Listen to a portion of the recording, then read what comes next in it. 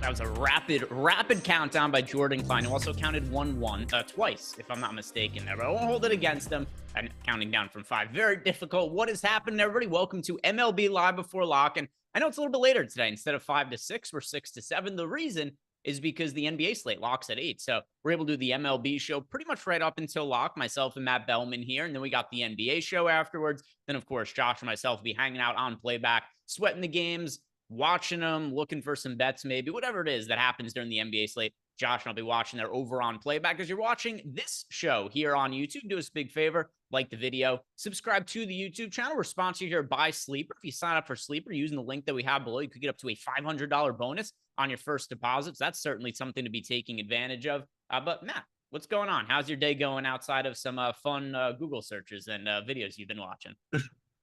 I wouldn't say Google searches, but definitely some funny videos. For sure. You know how the interwebs these days. I mean, you can basically find anything you want. So it's been a fun day. I'll have to send you those links after the show. Excited to get on here and talk some MLB with you. Usually we don't see that much change from like the strategy show to the live before lock show or strategy or to the afternoon show. But today there is some differences. So kind of hyped to talk about it.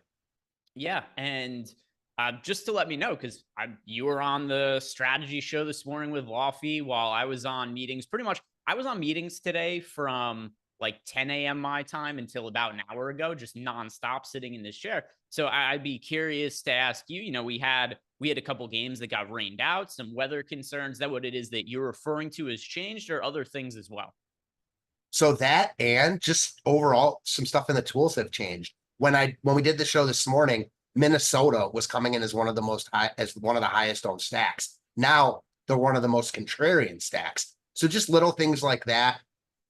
The rainouts, I'm not sure anything is affected on this slate outside of maybe the Atlanta game, but also the weather in Boston is extreme hitter weather. So that's changed like the tools as well. Gotcha.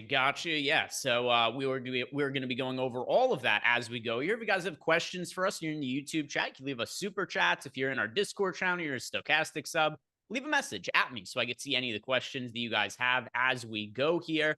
But as per usual, Matt, we are going to be starting with the pitchers, and I think we have to have just a conversation about Dylan Cease that is just going to be specific to Dylan Cease and just kind of isolating him as an option for this slate because he is the top pitching option on paper by a really wide margin today. He's $11,000 on DraftKings. He's got the top two odds being a top 2 scoring pitcher by a mile on this slate. That comes with 43% projected ownership. Over on FanDuel, same sort of deal. Even on a big slate where it's only a single pitcher site, Dylan Cease still projected for 32% ownership.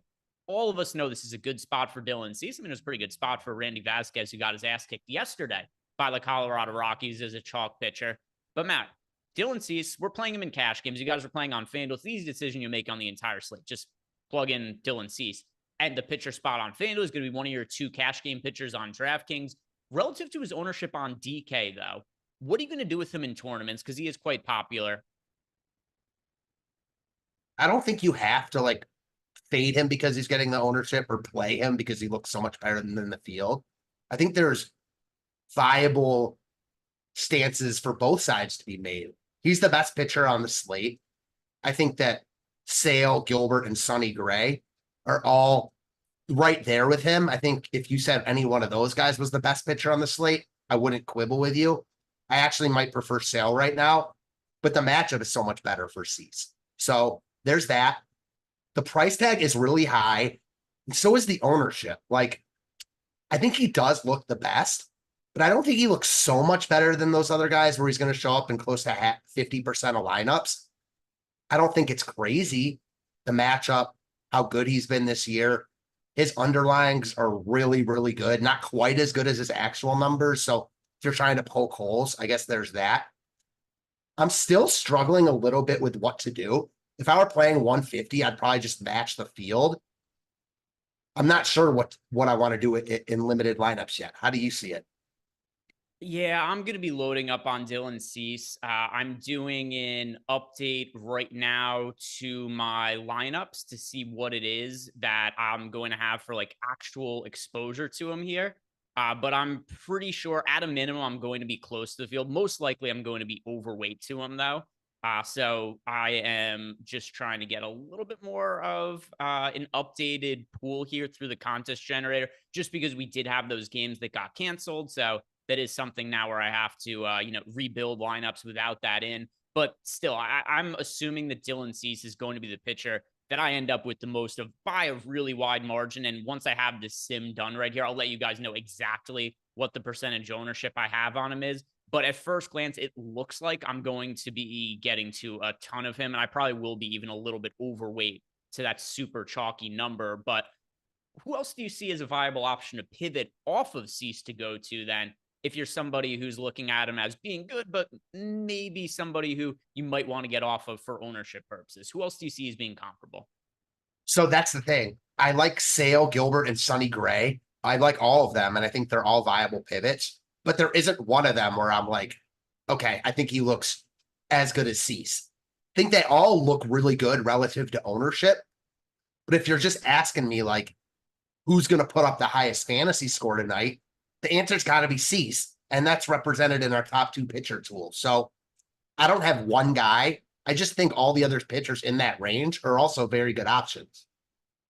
Yeah, and for reference here, this is also a slate where we have a lot more pay up options than we typically have. We usually see on slates these days, it's like what, one pitcher's over 10K on DraftKings, and then maybe you'll get a handful of other pitchers that are over 9K. But we've got 5 of them to go to today. We've got Dylan Cease at $11,000 projected for 43% ownership. Sonny Gray is 10% owned at 10,500. Chris Sale at 10K is 30% owned against the Chicago Cubs. Ronel Blanco at $9,500 is 13% owned. And then Logan Gilbert, 23% owned against the Kansas City Royals at $9,200. So we do have most of the popular pitchers are the pay up options.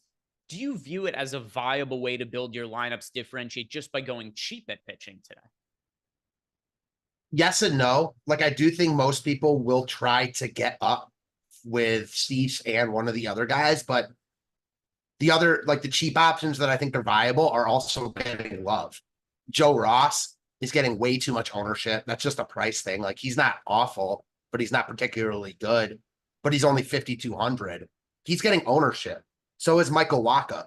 So both guys that I think are worth looking at in the low end tier are both getting love. So yeah, I think it's way viable to build with 2 expensive pitchers tonight.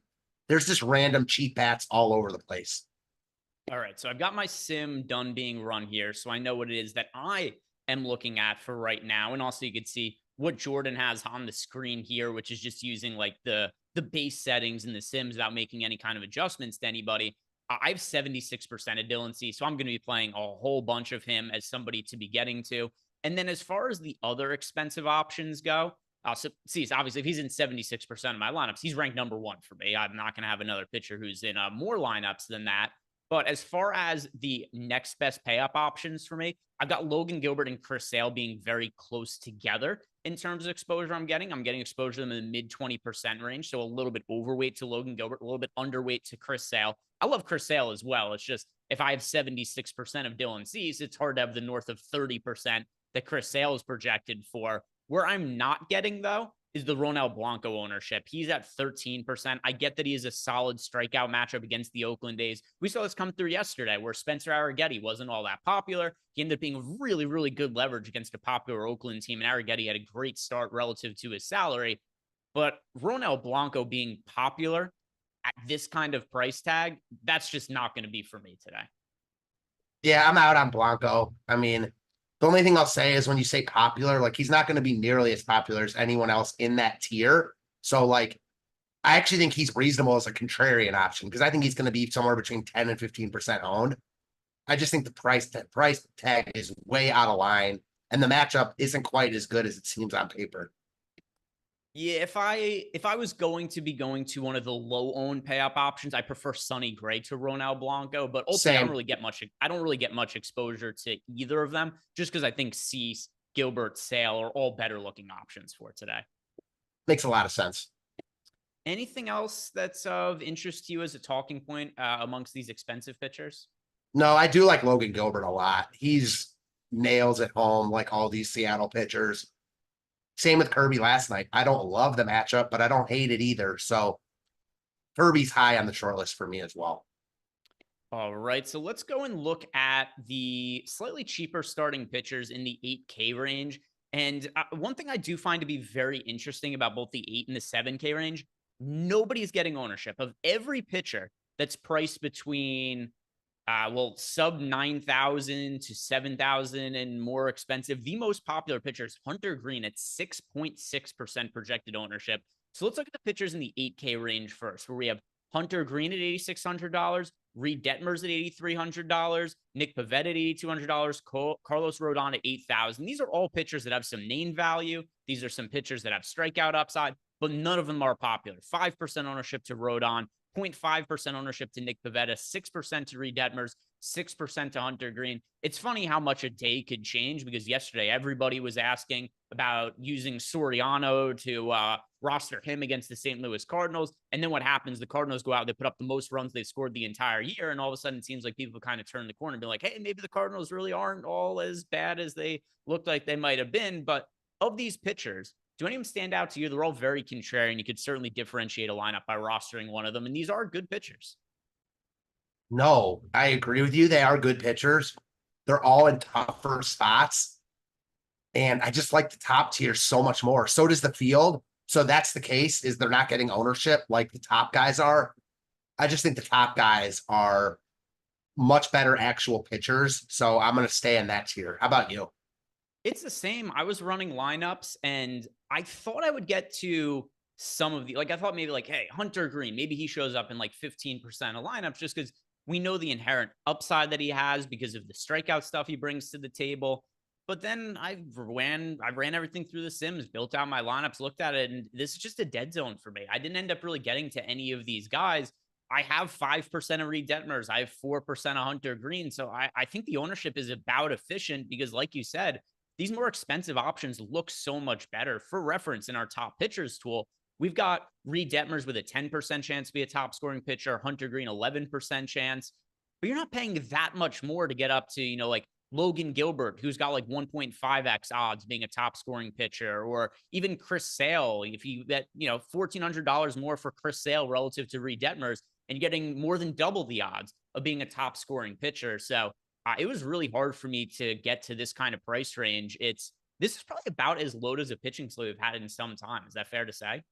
Definitely fair to say. I mean, you mentioned it. The guys that are like 8 to 9K are all good pitchers. And on any given slate have been very, very popular themselves. Today, they're just casualties of the slate, with the top guys being so good. I mean, Sonny Gray has been popular on basically every slate he's on, under 10% today in a good matchup. It's that type of slate. Got a question here from Hey, I'm Drew 95. His normal question, he wants to know what we're making of cash game lineups today. And he correctly says that Dylan Cease, he knows he's playing Dylan Cease in cash games, but he wants to know what he should do with his other starting pitching spot, and then also where he would potentially go for value on the offense side, where he'd be looking. I think in cash games, you just want to pay up at pitching today, considering how well Sale has pitched. If possible, I think you want to pair Chris Sale with Dylan Cease in cash games, right? Yeah, if possible. I think Gilbert's also in play there. Ideally, you want to just pair Sale with Cease, though. I'm with you. Yeah. And I think it is viable. Even in tournaments, I've got some lineups with the two of them together. And then as far as offenses go, let me refresh our offense ownership and see where it is that we might want to be looking there. The Rays are really popular. It's a spot for tournaments I don't really love with Tampa Bay, because I do think that they're maybe a little bit overowned. But as far as value goes, yeah, probably some Tampa Bay bats in cash games, as well as Reds bats. I would say something like that to save some salary. You could also maybe make a case for. No, I was going to say maybe in cash games you can make a case for Cardinals just because they are still so cheap. But Reed Detmers is good enough. I wouldn't really go there. I'd say some combination of Rays and Reds bats, and that should be enough salary savings to be able to get you up to the Chris Sale and Dylan Cease combination. Are there any cheap hitting options you're really liking that you think would stand out in cash to more enable us to pay up for stud pitchers? I think there's 3 hitters actually that are lock and cash games for my mind. Soderstrom at catcher, the highest owned hitter on the slate. Carlson in the outfield, the second highest owned projected hitter on the slate, 2,100. And Manzardo, 2,200 at first. 3 highest projected owned hitters on the slate. I think you play Sale and Cease and play those 3 hitters, and then pick one of those offenses you mentioned. Yeah, I'd be interested to see, because I don't really see any ones that I really like, but Sports Guy 24 says it makes no sense to play chalk today. So let's throw this into chat because I want to get his perspective on it. Which contrarian pitchers do you like today, Sports Guy 24?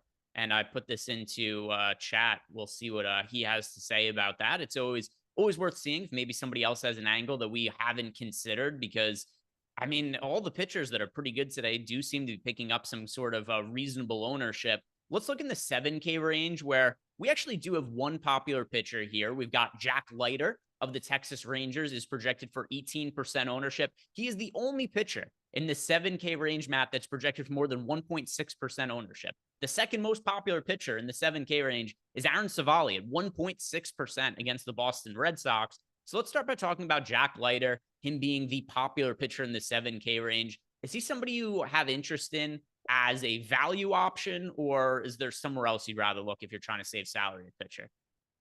I'm seeing absolutely no ownership on him. So one of us is off here, and I'm afraid it's me, but I don't know where I'm off. Let me refresh ownership. I saw him as like one of the bottom pitchers in the tools, and can't remember if he was getting ownership before, but I have no interest in him personally.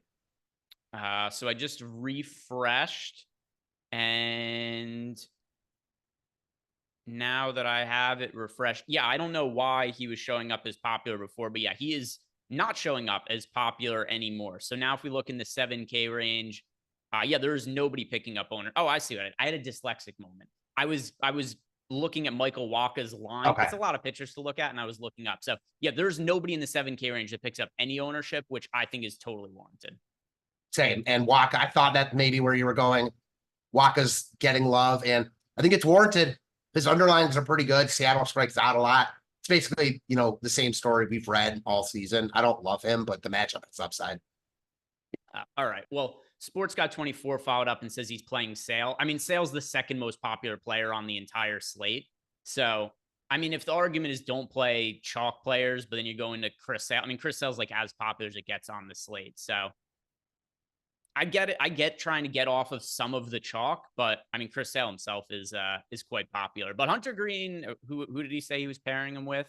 He's pairing him with Hunter Green. Yeah, I mean, if you're playing Hunter Green, that is a reasonably contrarian pitcher, and I can't argue with you. There's upside there. It's one of those slates where, like, on paper, I mentioned before, I thought I would get to Hunter Green, but there's just so many pitching options. I couldn't get to anybody. But yeah, I could see it that way, Sports Guy. If you're getting a Hunter Green, totally reasonable for today. This 7K range is totally dead for me. Apologies that I am an idiot and looked at the ownership of Michael Wacha and thought that was Jack Leiter's line. This is why when I'm talking more, I have to highlight the things I'm talking about so I get to see the line across. One thing I do typically do, which is useful for me, is if you click on the line in the top pitchers and the top stacks tool, it highlights the entire line so I could see all of the numbers come across. But I didn't do that and came across looking like an idiot. But let's talk about Michael Wacha here because you did just bring him up. He's projected for 18% ownership, and I like him quite a bit on the low end here. He's not too crazy owned at 18%.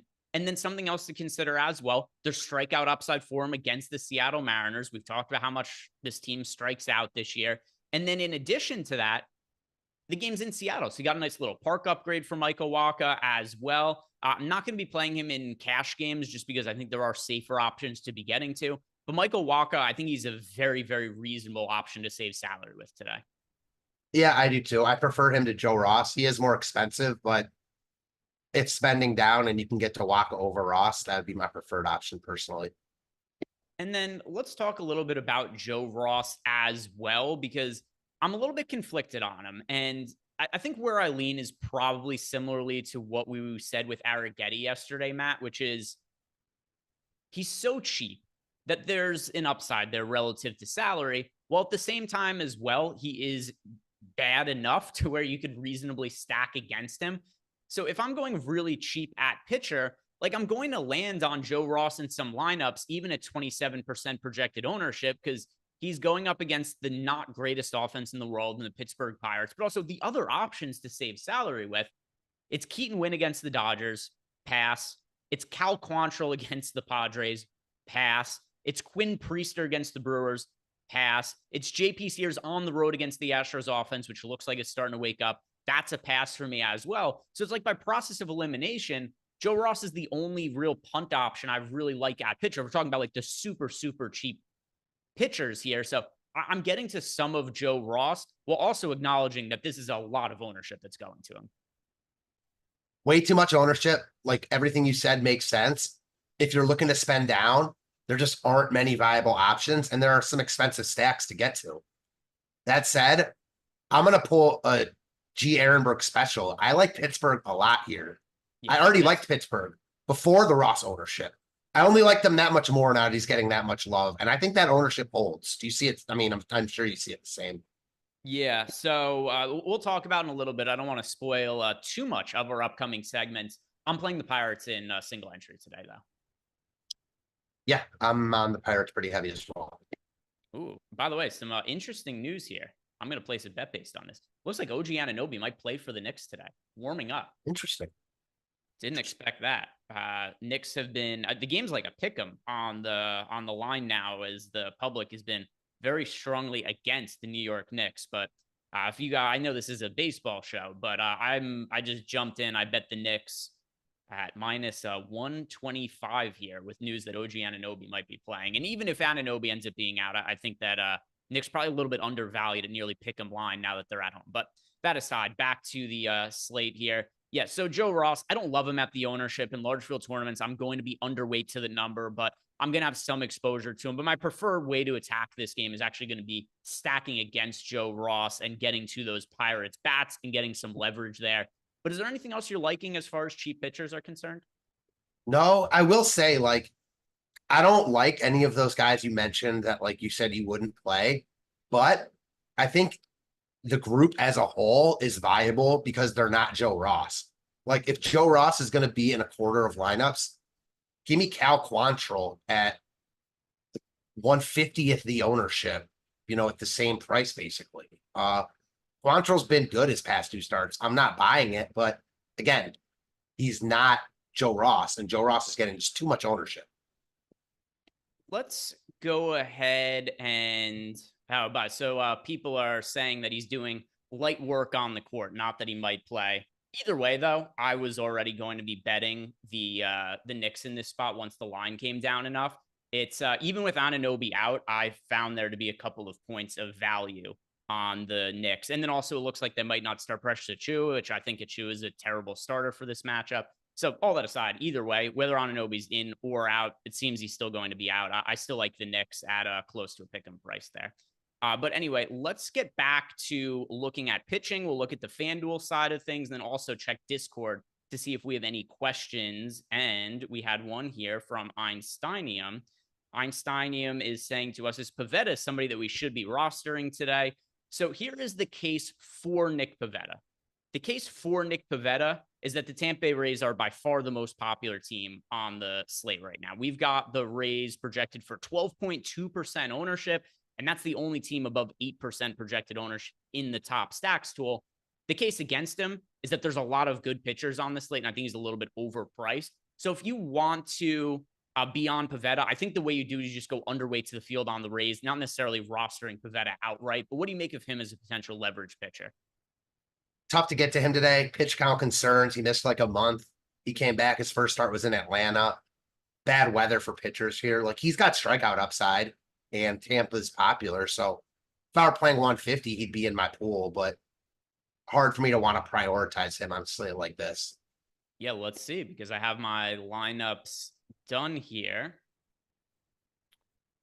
Out of my top 150 lineups, Nick Pivetta is in none of them. Not for me today. Not for me. A lot of pitchers.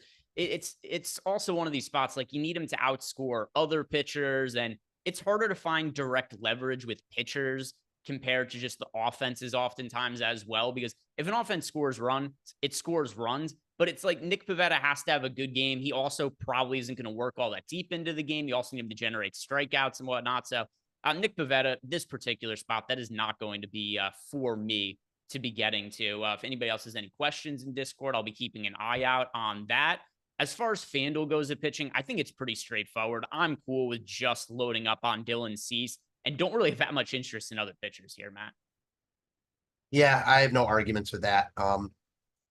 Again, he's just in the best spot of all the top guys. So I think the counterpoint is basically just that he's getting so much love and there's other really good pitchers on this slate. There just isn't one guy that I have like that. I'm like, this is the guy to pivot to. Let's see if there's anything else that we got as far as questions are concerned at pitcher. And Sniffs1234 asked, what do you make of Jameson Taillon? He says Atlanta has a really high K percentage in their lineup, and he's also pitched fairly well this year. So Jameson Taillon, that's another pitcher who is not landing in lineups. I mean, he's $8,700 on FanDuel. That's a pretty expensive price tag. Even on DraftKings, it's $7,300. He would have to be like 5K in this spot for me to be considering him against the Atlanta Braves. Even Imanaga yesterday was solid, but not great against the Braves. He got himself into some trouble, was able to work himself out of it, but he wasn't able to go all that deep into the game because of the way that they work the pitch count there.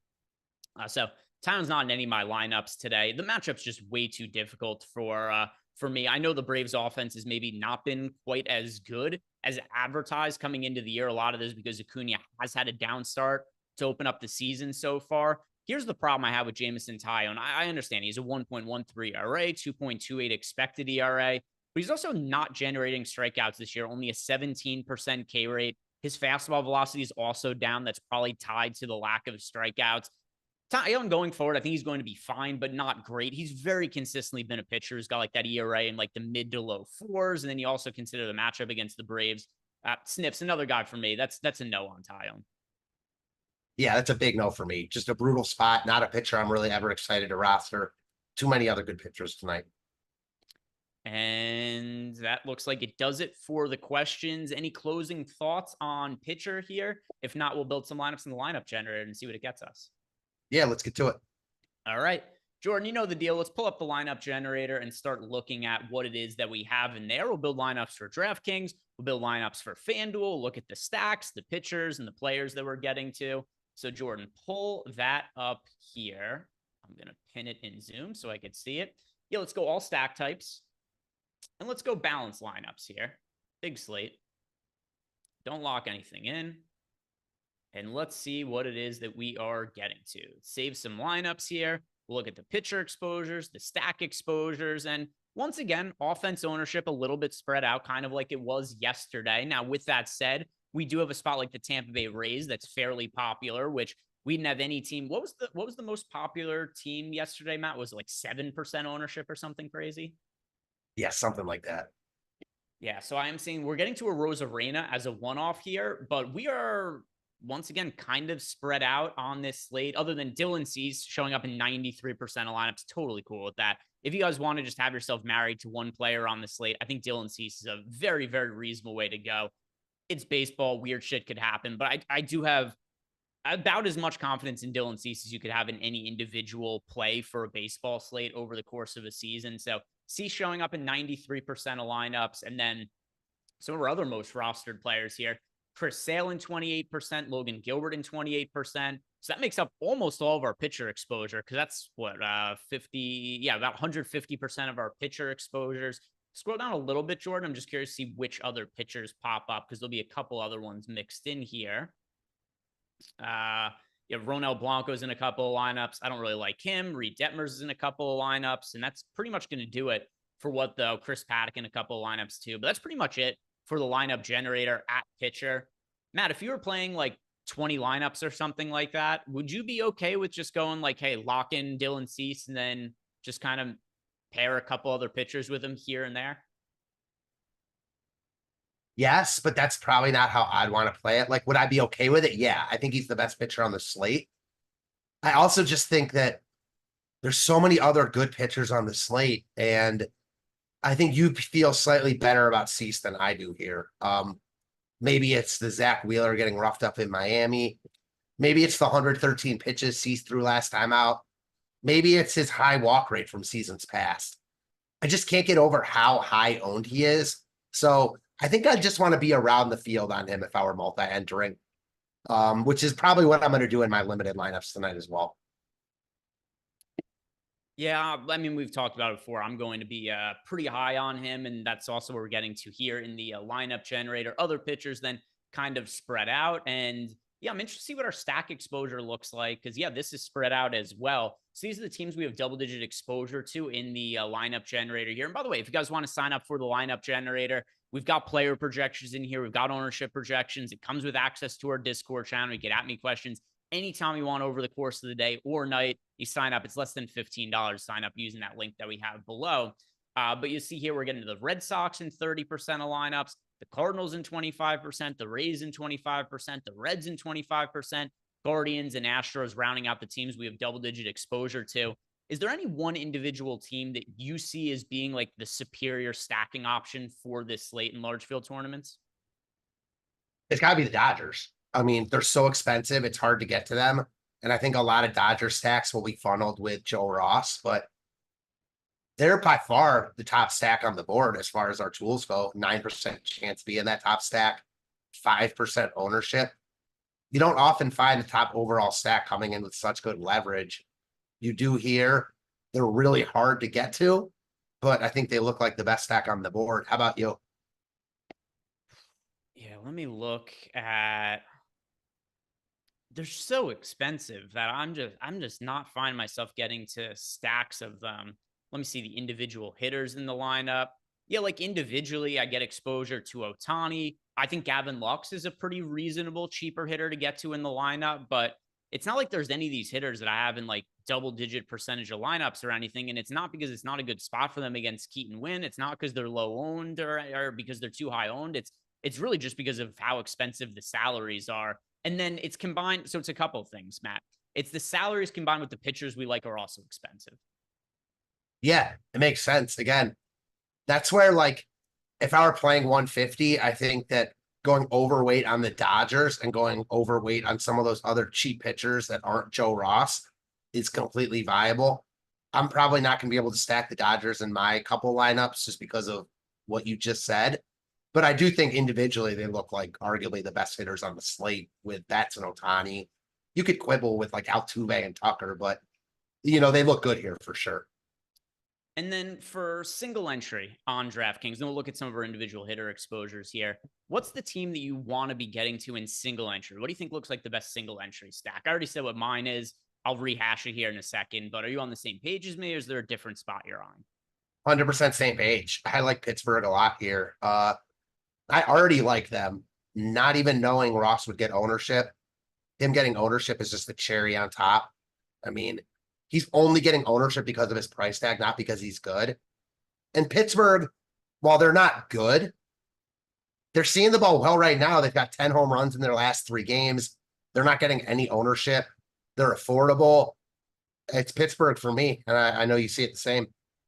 Yeah, it's Joe Ross he's not like the worst pitcher ever or anything like that. He's just a slightly below average pitcher. He's somebody who used to have a lot of arm talent and then just so many injuries kind of derailed his career. And that's why if you look at the innings pitched for him by year, so far this year, yeah, he's made 7 starts. He's stayed healthy so far to this point, but this is his first year pitching in the big leagues since 2021 because of injuries. So back in 2021, he pitched 108 innings. He missed all of 2020 due to injuries. 2019, he only throws 64 innings. 2018, he throws 16 innings. 2017, 73 innings. So this guy, over the course of his career, he's been in the big league since 2015, so nearly 10 years since he first got called up, I should say.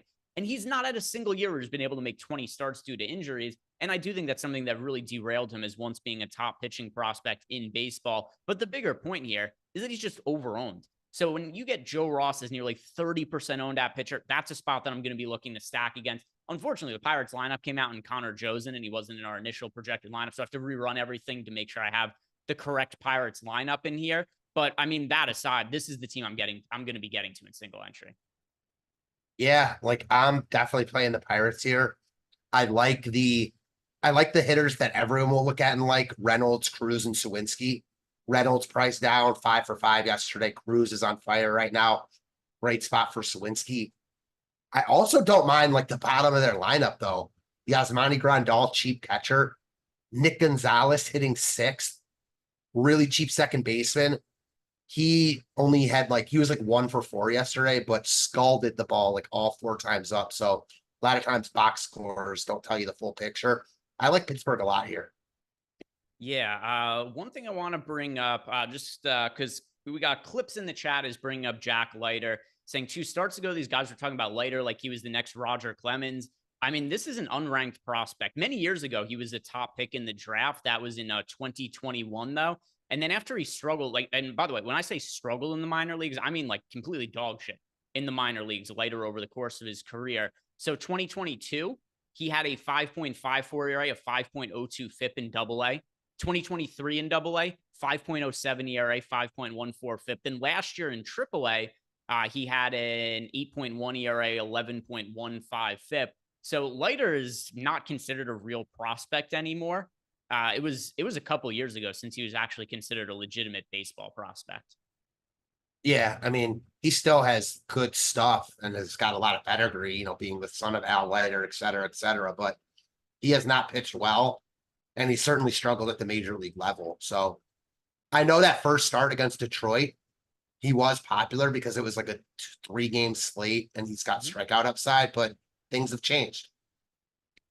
Yeah, I mean, I don't remember which slate it was that he was popular. I don't recall it at all. But yeah, Jack Leiter is not considered a real pitching prospect at this point in his career. Maybe he's able to regain some of that luster from when he was a top pick in the draft, but at least as of now, he's viewed as a pretty busted prospect at 24 years old. He wasn't able to get out hitters in AA, wasn't able to get out hitters in AAA. His projections are all terrible for this year, so not somebody I'm all that interested in as a prospect at this point in his career. As far as the hitter exposures that we have in here, Arena's in 30% of lineups. Then we got he's actually the only hitter we have more than 25% of. Then Vaughn Grisham, Dylan Carlson, who's that Dom Smith, it looks like, Rafael Devers, Johnny DeLuca, Mason Wynn, who's moving into the leadoff spot. That makes him an interesting value option. Mason Wynn, $3,300 on DraftKings. He's one of the top middle infield prospects in baseball, and he's going to be leading off for the Cardinals today. But I mean, the real moral here from looking at it, we're pretty spread out at hitter here, and then we've got a condensed pitcher pool, Matt. Yeah, that makes a ton of sense on this slate. A lot of these stacks just look really, really similar. All right, so let's build some lineups in FanDuel now. And Mr. Coolcam did ask our favorite stack to get to on FanDuel. So we'll build some lineups here, and then we'll see what it is that pops up. Really quick before we do this, though, Jordan, let's also tell people about the Edwards promo that we have going on. It's Tuesday, so there's only a few days left in this promo. It's going to be ending on Friday, where if you guys sign up for our NBA Sims Max package using the promo code Edwards, you do get access for less than $20 for a week. So this is going to carry you through pretty much. I forget exactly when the second round games end, but this will carry you through then. And then, of course, our Sims support Showdown. They support the small slates, and lots of people have been crushing it as well. You guys see a lot of winning screenshots that are from recent GPP wins in Showdown contests. So for anybody who wants to sign up for our Sims package and has been looking for a discounted price, you could sign up now using the link we have below and that promo code Edwards to get access for $19.99 on your first payment there for a weekly Sims package. So if you wanted to check it out this year, now is the time. So let's get back to looking at the lineups that we have here, and gave Jordan just enough time to build them out here. And same deal as over on DraftKings. We've got Dylan Cease as by far most rostered pitcher. He's in 64% of lineups. Matt, do you have any issue with that? Nah, it looks about right. All right. Let's see what we have as far as stacks are concerned. By the way, the rest of our pitcher exposure is made up by Chris Sale. We had Chris Sale in the remaining lineups there that Dylan Cease was not in. As far as hitters go, we're getting to the Astros, the Rays, the Red Sox, the Diamondbacks. Once again, pretty spread out for hitter exposure here. We got the question from Mr. Coolcam, who wants to know, what is your favorite FanDuel stack? What's the best looking stack on FanDuel, Matt? That's a good one. I don't think it looks all that much different from DK. Again, a lot of these stacks look really similar. The Dodgers stand out the most. A little bit easier to get to on FanDuel. Obviously, you can only roster 4 guys. It looks really, really similar to DK. I don't think there's much difference at all between the two. How about you? So one thing I'm going to note that's way different, the Pirates don't have interest because like the reason that I like rostering the Pirates on DraftKings is getting leverage off of Joe Ross. When you just have the Pirates being like a 5% owned team and then Joe Ross is also low owned on FanDuel, the Pirates don't look nearly as good on FanDuel. Not a team that I think you want to be considering there. It's kind of funny. I'm not doing this to troll or anything, but Mr. Cool Cam asked my favorite stack to get to on FanDuel. We were just talking about this guy. I like the Cleveland Guardians against Jack Leiter. They're in Texas. They're only projected for 5% ownership. She's getting positive leverage on them. I don't have a strong reason to think that Jack Leiter is going to pitch all that well. I just went through all his minor league numbers, his major league numbers so far. It's only been 2 starts, 7 2/3 innings pitched, 12.91 ERA, 7.61 expected ERA. I like stacking against Jack Leiter today. I think you can make a case that they're the best stack on both DK and FanDuel. Let me see. What is my exposure looking like here? Yeah, I've got right around 10% of them over on DraftKings. So, not my overall favorite stack on the slate, but I think it's a strong one to be getting to on DraftKings as well as on FanDuel. But FanDuel, I do think that they're the best overall stack. DraftKings, they're one of the best stacks, but not my actual favorite stack there. But still, Mr. Cool Cam, I think that's a team you want to be getting to for sure there on FanDuel is the Cleveland Guardians against Leiter.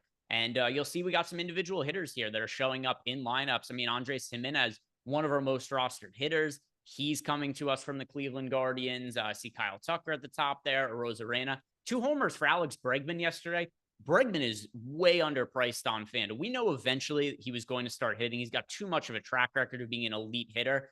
I mean, Alex Bregman went into yesterday with 1 homer, and he doubled his home run output, or tripled his home run output for the entire season in that one day. So he enters the game with 1, finishes with 3, 2 homers yesterday for Alex Bregman. I like him to pick it up going forward at $2,500 on FanDuel. That's a crazy cheap price tag for Alex Bregman. Yeah, also too cheap on DK at 4K. So with you all around there. And we've got Snips 1234 asked, how do we feel about Wynn? Yeah, I really like Mason Wynn as a one-off. And if you are making Cardinal stacks, I think he's a good piece to have a part of there. But yeah, I mean, Mason Wynn's $3,300 batting leadoff. I like him for today. And then Einstein, he wants to know, do we like the Minnesota Twins tonight as a stack, Matt? The Twins stand out as contrarian stack. I wish that Rodon were getting more ownership. He's not, but he's also not impervious to getting hit hard. Like, he's had a good year this year. His stuff has looked good. This is a guy that gives up power. The Twins are much better against left-handed pitching. I don't mind using some Twins bats here. I probably won't get there. Another team, if I were multi-entering, I'd be over the field on. The top 2 guys in their lineup, though, Jeffers and Correa, look particularly good. Yeah, it's a stack to have exposure to just because of how low owned they are, but not a priority for me. This isn't one of my most owned stacks or anything like that. That's fair. But yeah, totally reasonable stack to be getting to at their ownership. And then matchup. I mean, Rodon is still a flammable starting pitcher. I don't trust him entirely after the year he had last year, and he has been sketchy at times this season, but he's clearly pitching better this year than last year.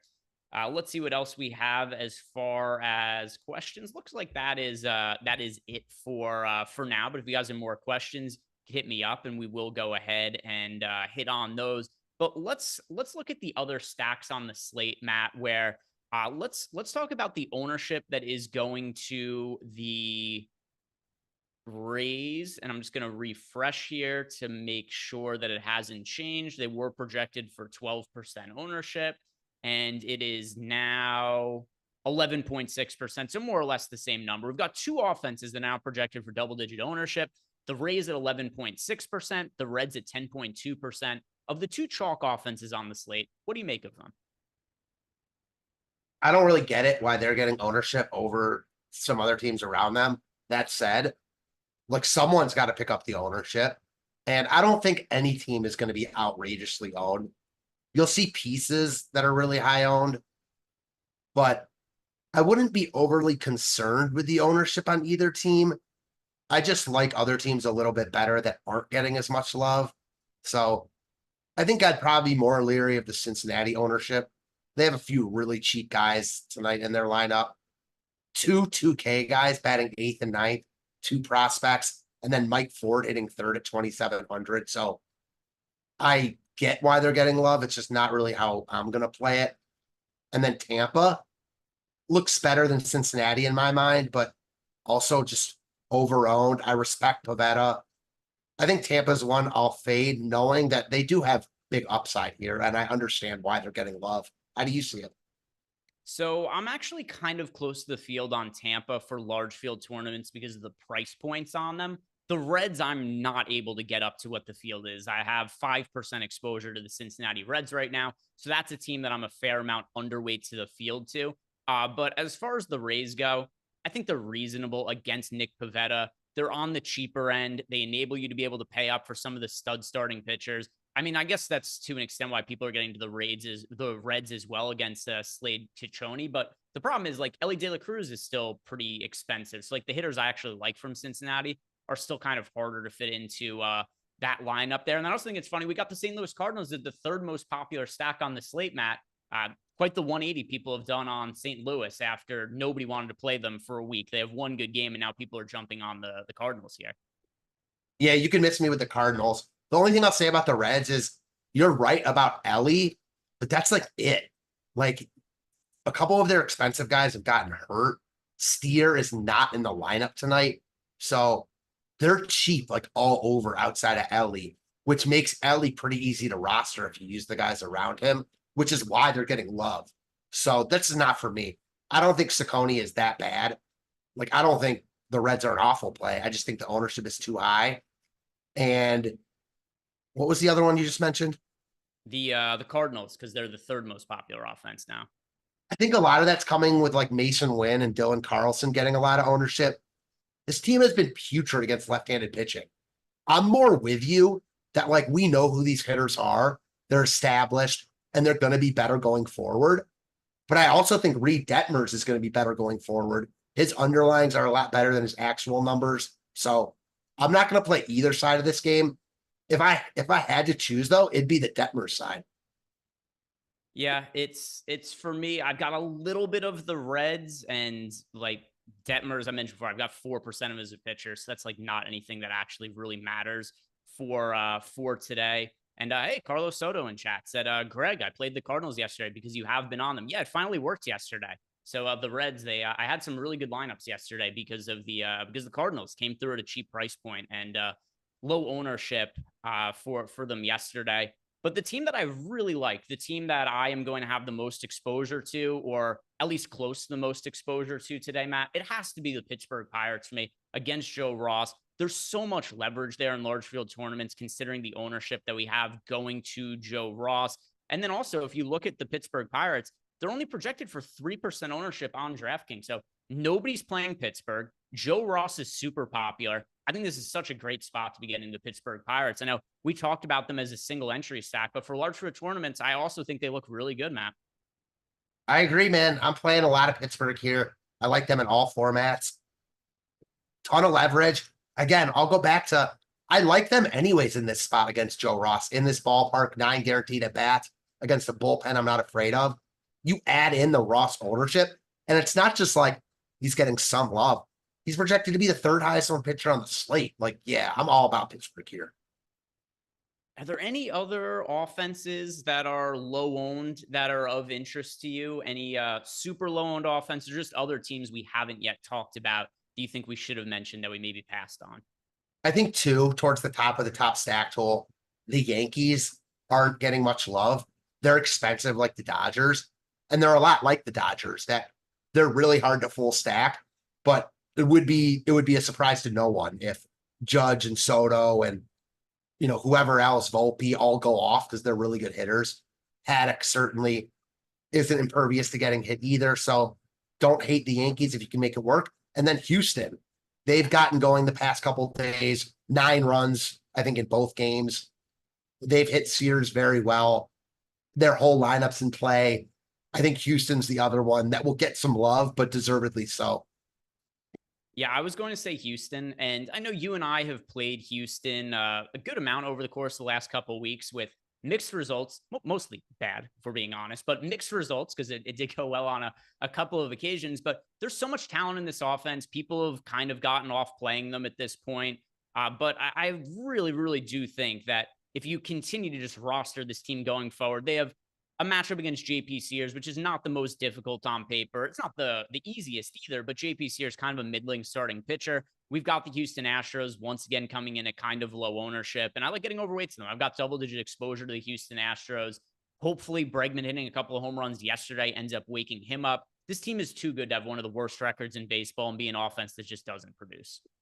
I'm with you. You mentioned Bregman on FanDuel, and I followed it up. I think he looks like one of the best single, like, one-off hitters on DraftKings at 4K against a lefty here. Yeah, I'm about it.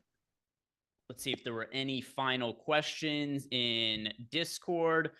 We did have, we answered Einsteinium's question about the Twins. So nothing else for now as far as questions are concerned. So let's do some home run picks, and then we'll circle back into the chat and see if there was any final questions for us here. Also, if you guys haven't done yet, do us a big favor, like the video, subscribe to the YouTube channel, and then as for your home run picks, throw them into chat. We'll read out some of your home runs, whether you're leaving that in Discord or if you're telling us your home run pick in YouTube chat. We'll read some of those off here. But for yourself, Matt, who's the dong of the day? Who's going yard?